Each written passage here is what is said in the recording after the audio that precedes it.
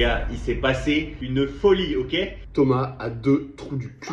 J'ai eu ce qu'on appelle un kyste pilonidal. Alors pour les gens qui savent pas, c'est simple, c'est un kyste au cul. D'un coup, je ne pouvais plus poser mon cul nulle part. Une douleur exécrable. Je regarde des vidéos de mecs qui disent: oh, le kyste pilonidal, je souhaite pas ça à mon pire ennemi. Ça, je le souhaite à personne, même pas à mon pire ennemi. Mais les gars, je vous en fait. C'est moi qui l'ai, le pire ennemi là, c'est moi. J'arrive à l'hôpital, il y a un mec qui vient me voir qui fait: oui, c'est un kyste pilonidal. Je fais: oui, attendez, on va opérer aujourd'hui, monsieur. T'es au courant, André? En fait, il me dit juste: voilà, c'est urgent là. Il me fout dans une chambre avec un gars. Il avait des takes un peu empire colonial, quoi. Je sais pas comment dire autrement. Je suis resté toute la journée. On va bientôt vous opérer. Et en fait, ça venait pas. Personne m'opérait. Il y a qu'une seule chaîne à la télé, c'est la chaîne politique. Un enfer. Il passe un documentaire sur les chiottes. Je vous jure que c'est pas une vanne. Un documentaire sur les chiottes.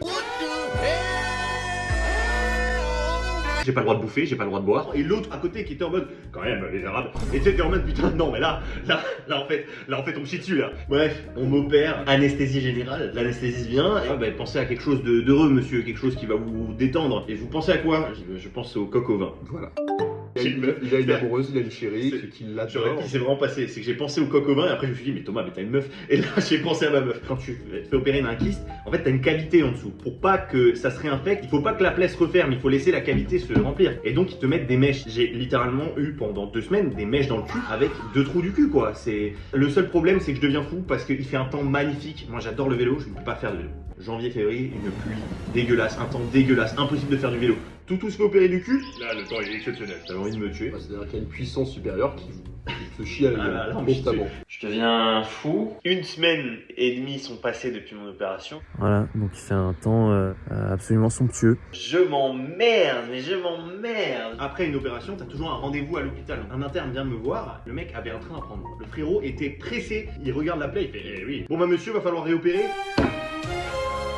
Il m'a fait un dessin. En fait, nous, on vous a fait ça, et maintenant, là, et tout ça, il reste des trucs, il faut en enlève. La prochaine fois qu'on vous opère, ce sera 8 semaines de convalescence. J'ai envie de crever. Pourquoi ne pas me l'avoir dit directement? Pourquoi m'avoir laissé me faire des faux espoirs? Et là, l'infirmière qui venait tous les matins me dire: ah, c'est super, ça cicatrise trop bien. Ah, c'est nickel. Ah bah ça a servi que ça cicatrise. Elle est magnifique, ma cicatrice. Donc c'est ça ma vie, et c'est pour ça qu'on n'a pas fait de petite vidéo. Morale de l'histoire, il a eu un kyste pilonidal et on ne souhaite pas ça à notre pire ennemi.